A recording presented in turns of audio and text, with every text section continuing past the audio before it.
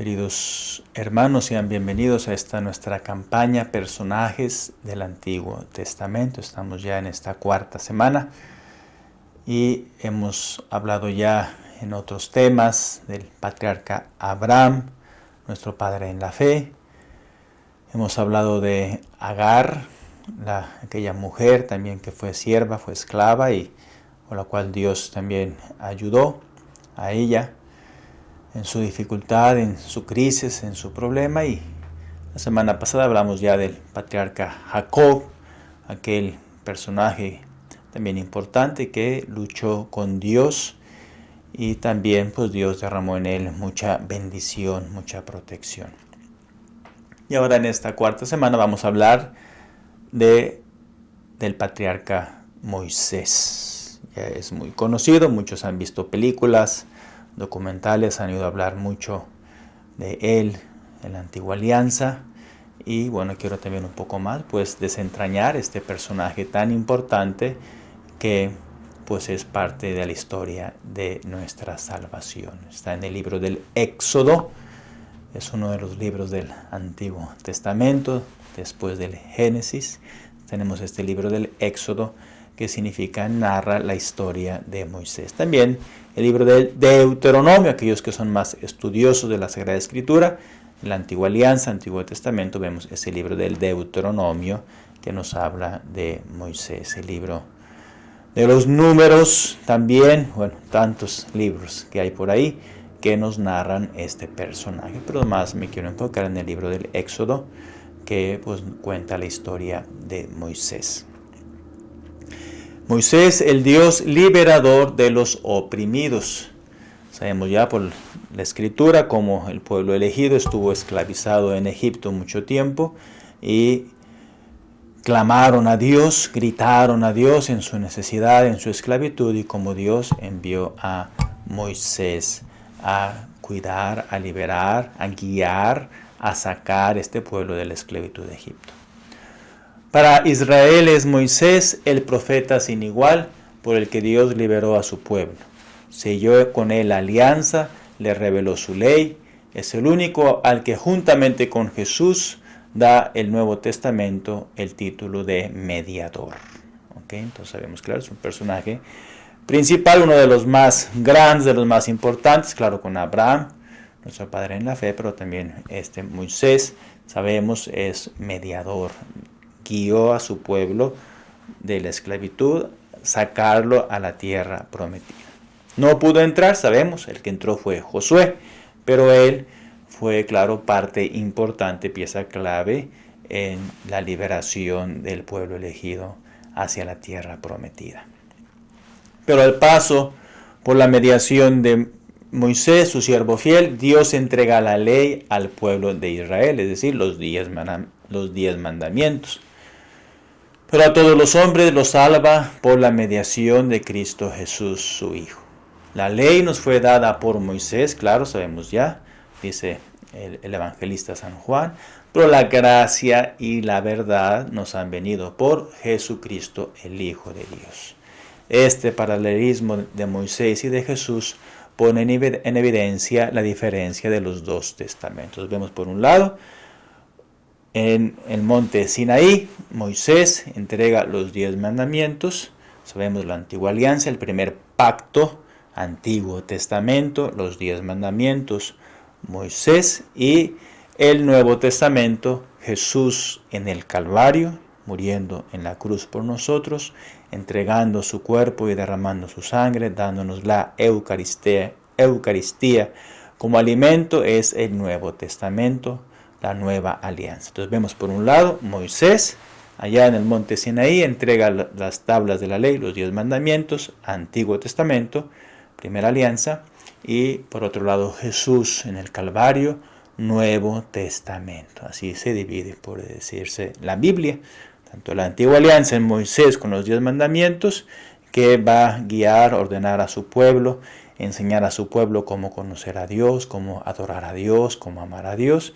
Y Jesús en el monte Calvario, muriendo, sufriendo por nosotros en la cruz, resucitando, sabemos, claro, también pues nos va a llevar en su nueva alianza, su nuevo testamento, en su sangre, a la tierra prometida que es el cielo. Un primer apartado, quiero hablar de Moisés como servidor y amigo de Dios. La vocación de Moisés tiene una larga preparación providencial. Moisés, nacido de una raza oprimida, debe a la hija del faraón opresor no solo ser salvado de las aguas y sobrevivir, sino también de recibir una educación que le prepara para hacer esa misión de jefe, de líder, de guía. Sin embargo, ni la sabiduría, ni el poder, ni la reputación así adquiridos bastan para hacer de él el libertador de su pueblo. Tropieza incluso con la mala voluntad de los suyos y tiene que huir al desierto. Dios se le aparece, se le revela a la vez su nombre y su designio de salvación. Le da a conocer su misión y le da la fuerza para desempeñarla. Dios estará con él. Entonces vemos por un lado, Dios claro se crió, se educó en Egipto con la hija del faraón y todo eso, pero luego al final tuvo que huir de ahí.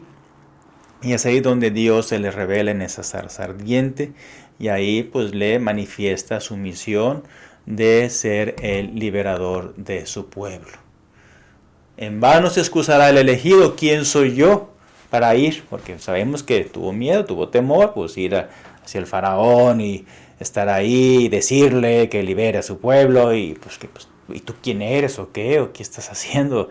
Entonces claro, tiene temores, tiene miedos, no quiere ir, se excusa, pero al final pues sabemos la humildad y bueno, él va a acceder a esa misión y acepta liberar a su pueblo. La humildad que en un principio le hace vacilar ante un empeño tan pesado, le ayudará luego a desempeñarlo con una suavidad sin igual a través de las oposiciones de los suyos. Aunque su fe experimentó un desfallecimiento, Dios lo declara su más fiel servidor y lo trata como amigo. Por una gracia insigne le revela no su gloria, pero al menos su nombre.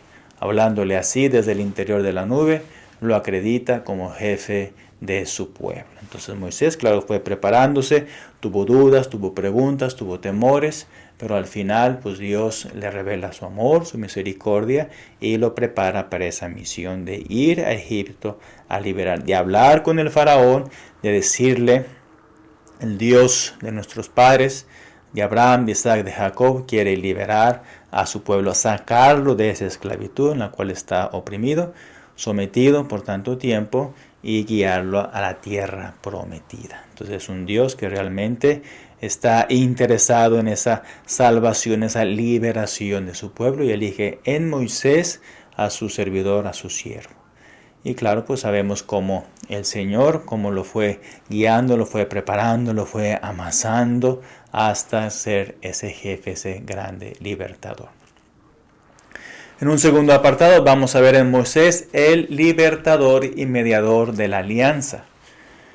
El primer acto de su misión de jefe es la liberación de su pueblo. Liberación, Dios es liberador y quiere liberar, quiere sacar, quiere llenar, no de esclavitud, no de opresión, no de miedo, no de tristeza a las vidas de los hombres, sino liberarlos por medio de su gracia, de su amor, de su amistad, del cumplimiento de la ley. Y es ahí como el Señor se desborda, se deja guiar, se deja conquistar por las vidas de los hombres. Quiere llenarnos con su presencia. Dios quiere liberar a cada ser humano de la esclavitud.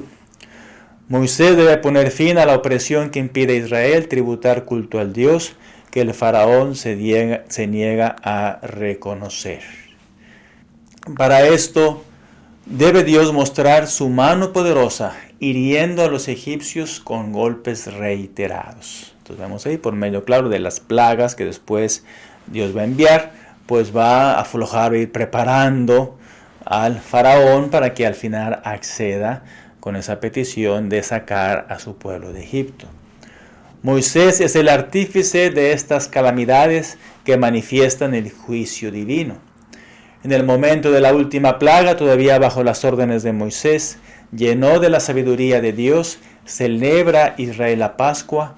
Luego todavía por la mano de Moisés conduce a Dios a su pueblo a través del mar que ahoga a los perseguidores.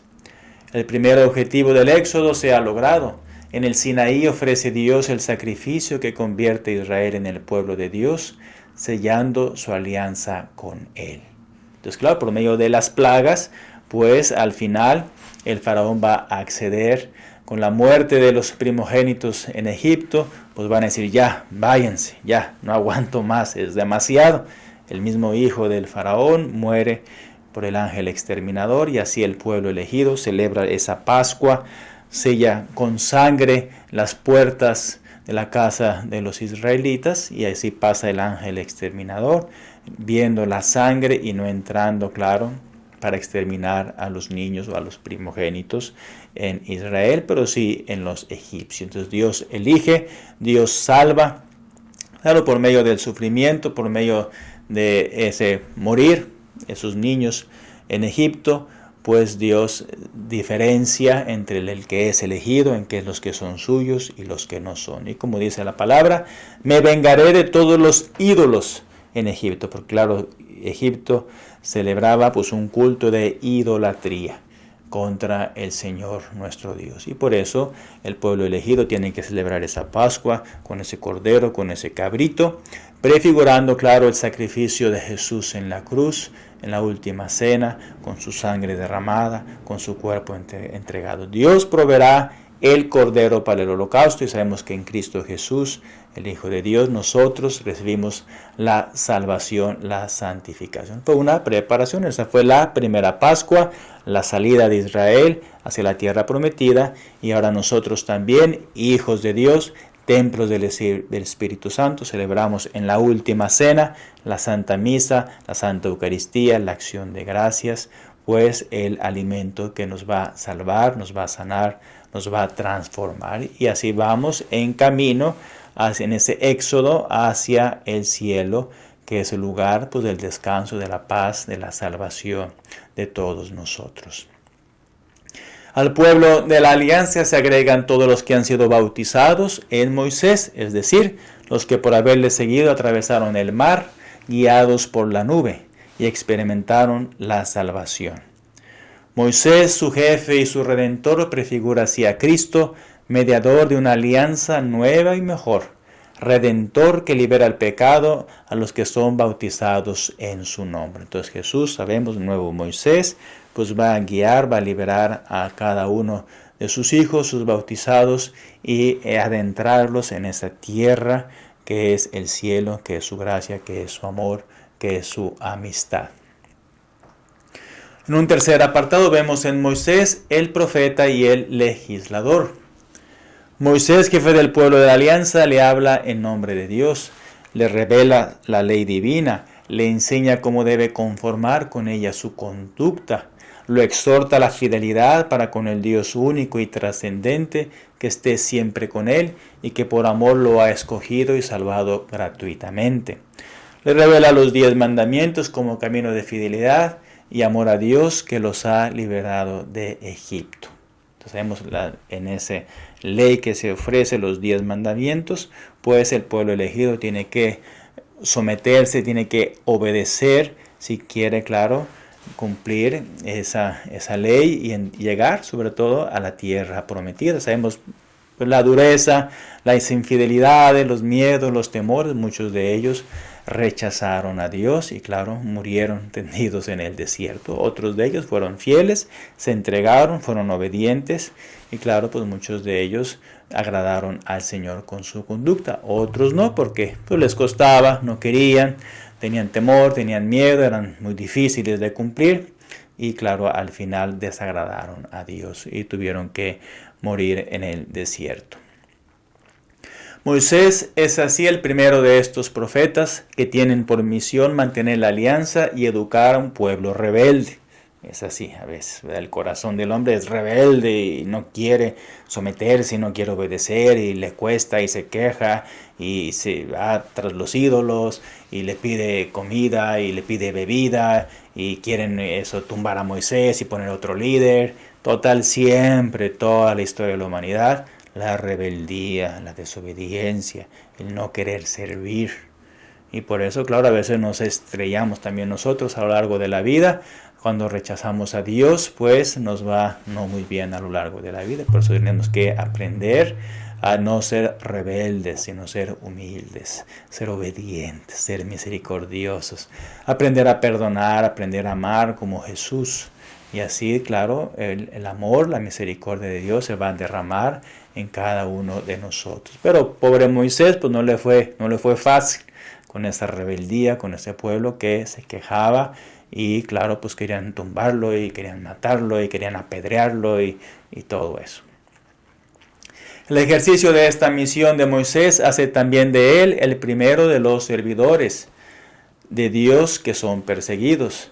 A veces se queja de ello a Dios. ¿Acaso he concebido yo a este pueblo para que me digas, llévalo en tu seno, como la nodriza lleva al niño que amamanta?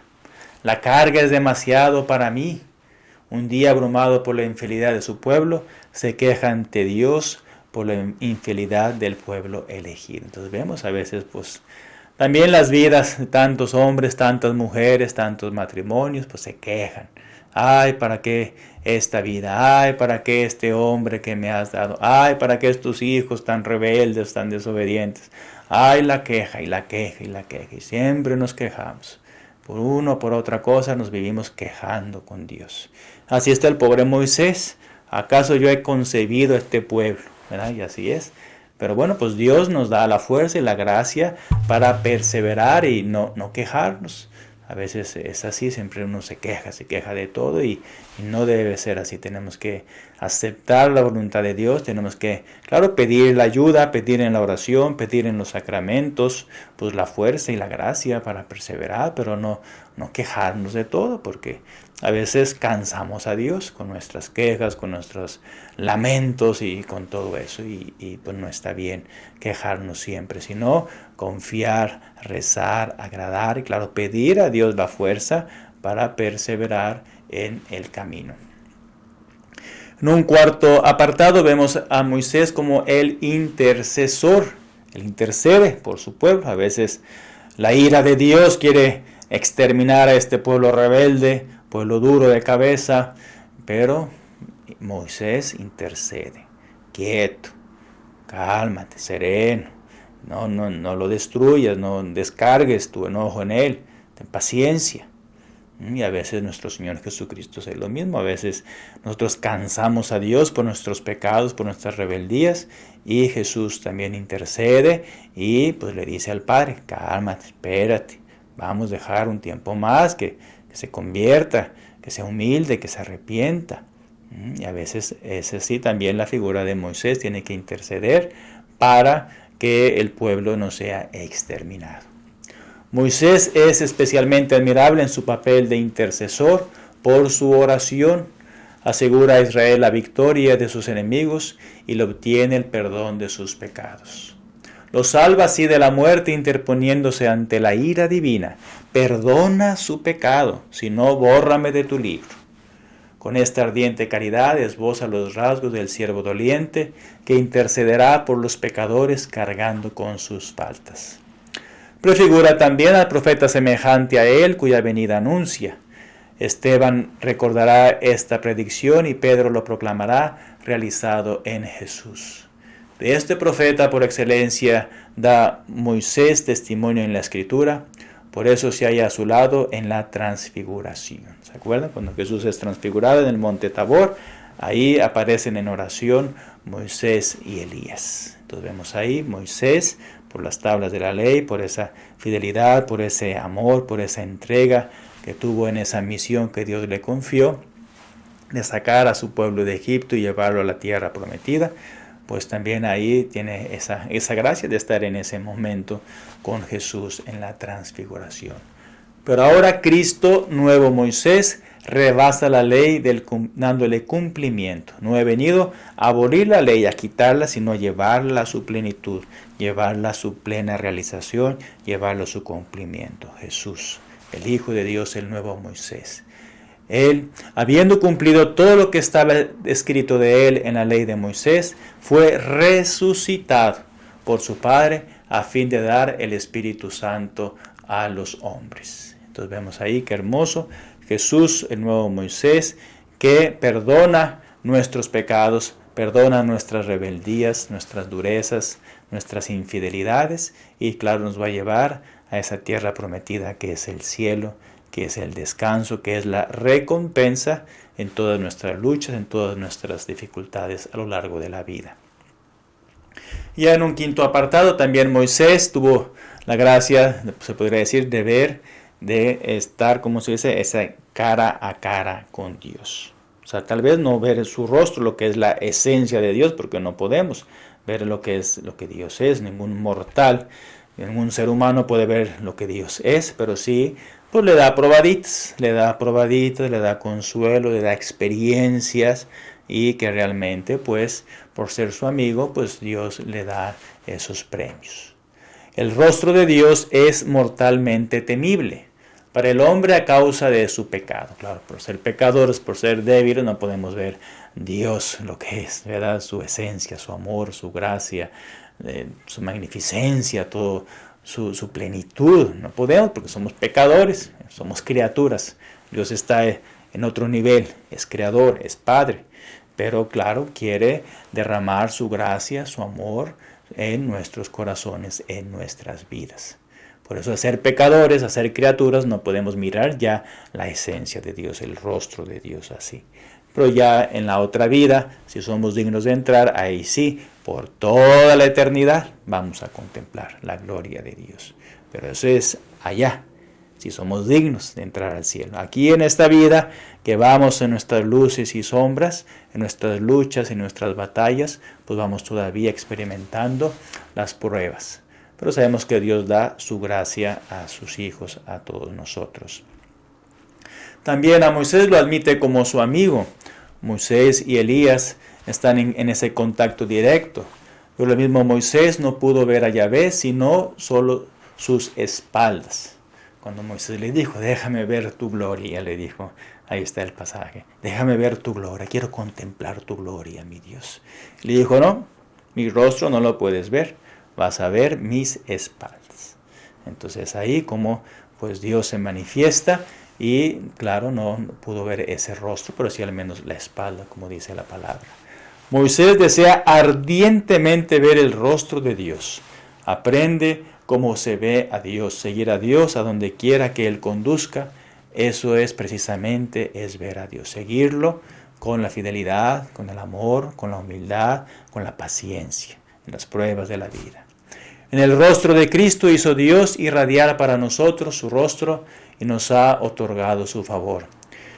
En efecto, en este rostro resplandece la gloria de Dios. La gloria de la transfiguración es un signo de que en Jesús Dios mismo se deparó una fisonomía y de que en Él se mostró el rostro que nadie ha visto nunca.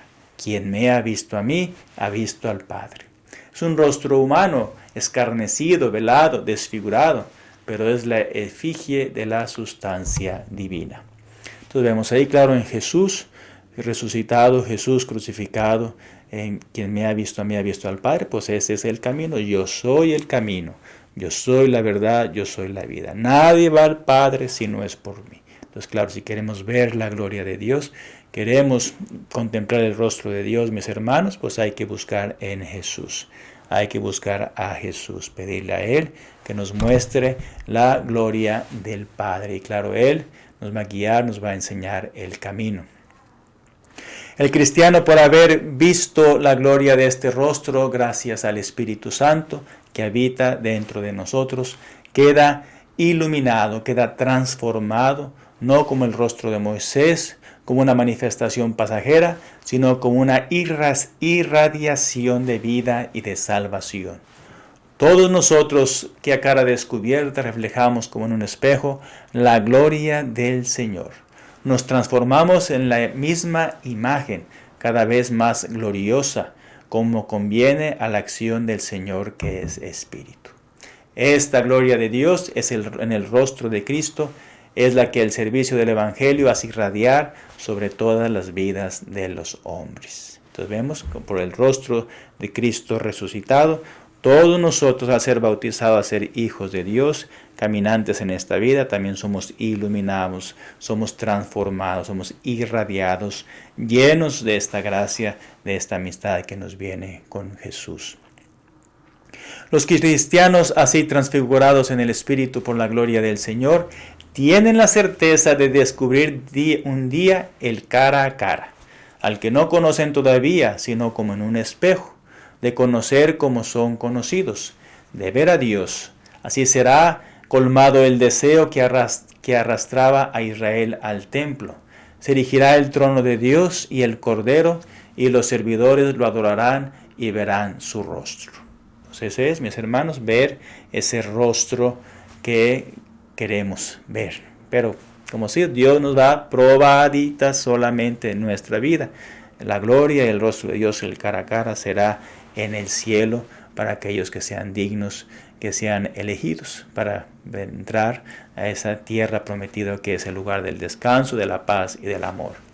Y claro, pues esta gloria de Moisés, concluyo, mis hermanos, en Cristo se revela ahora la gloria, un reflejo de la cual iluminaba el rostro de Moisés después de sus encuentros con Dios. Cuando Moisés subía ya a la montaña, al cerro arriba, todo su rostro se iluminaba, se transfiguraba.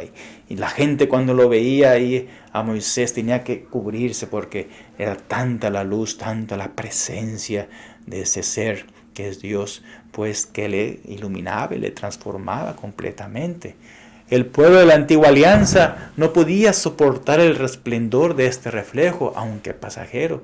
Por eso Moisés se ponía un velo sobre el rostro. Sabemos en la película se ve, ¿no? Cuando se ponía ese velo y ahí él bajaba de ese lugar, de esa presencia. Pues es también nosotros, al participar en la comunión con Jesús, en la oración, en los sacramentos, en las alabanzas, en la adoración al Santísimo, pues experimentamos también esa presencia, esa paz, esa tranquilidad, esa armonía, ese orden en nuestra vida, entre nuestra mente, nuestro corazón, nuestras palabras, nuestro comportamiento, pues ya participamos de esa paz, de esa luz, de esa presencia. Pero claro, primero hay que luchar, hay que negarnos a nosotros mismos y así poder participar también, claro, de esta gloria, de esta presencia, de esta luz, de esta paz que Dios da a sus hijos, a los que le aman y le son fieles.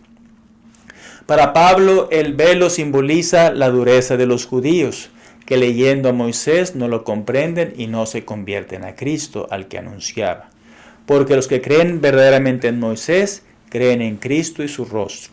Como el de Moisés refleja la gloria del Señor, que nos transforma a su imagen. Entonces a veces hay mucha gente que tiene ese velo cubierto y que a veces no entienden, miran y escuchan, ven, pero no ven con claridad. No han sido tocados, no han sido convertidos, no han sido arrepentidos de verdad de sus pecados. No se han arrepentido completamente y por eso tienen ese velo, esa dureza que les obstruye. Entonces, por eso, como dice la palabra de Dios, pues tenemos que quitarnos ese velo, esa dureza a veces dentro de nosotros y dejar que esta luz, que esta gloria del amor de Cristo, ese perdón que nos da en nuestros pecados, podamos nosotros participar ya en esa comunión, en esa gloria que Dios nos invita a participar algún día. Y ya concluyo con lo que dice la palabra de Dios. En el cielo los rescatados cantarán el cántico de Moisés, el servidor de Dios, y el cántico del Cordero. Único cántico pascual del único Señor cuya figura fue Moisés. Entonces vemos, a eso le tiramos en nuestra vida. Aquí al final podamos, claro, participar de esa comunión, de esa presencia, de esa gloria que será en el cielo, que serán las bienaventuranzas, que será el cara a cara, el ver a Dios por toda la eternidad. Pues pidámosle al Señor, así como Moisés cumplió esa misión, aunque fue difícil, no fue fácil para él, pero fue fiel y se entregó y hizo siempre lo que a Dios le agradaba y por eso Dios, claro, también le dio pues su presencia, su amor, su amistad, para que también nosotros a lo largo de nuestra vida nos entreguemos a Jesús, el nuevo Moisés, el Hijo de Dios, en la cual va a perdonar nuestros pecados, nuestras miserias, nuestras debilidades, nos va a llenar de su gloria, de su amor, de su gracia y así poder, claro, participar algún día si somos dignos de la gloria eterna en el cielo. Y concluyo dándoles mi bendición para que el Señor les bendiga, les guarde, les proteja de todo mal y peligro y nos agarremos fuerte a Cristo Jesús, nuestro Moisés, para que Él nos lleve a la gloria del cielo. Yo los bendigo en el nombre del Padre, y del Hijo, y del Espíritu Santo. Amén.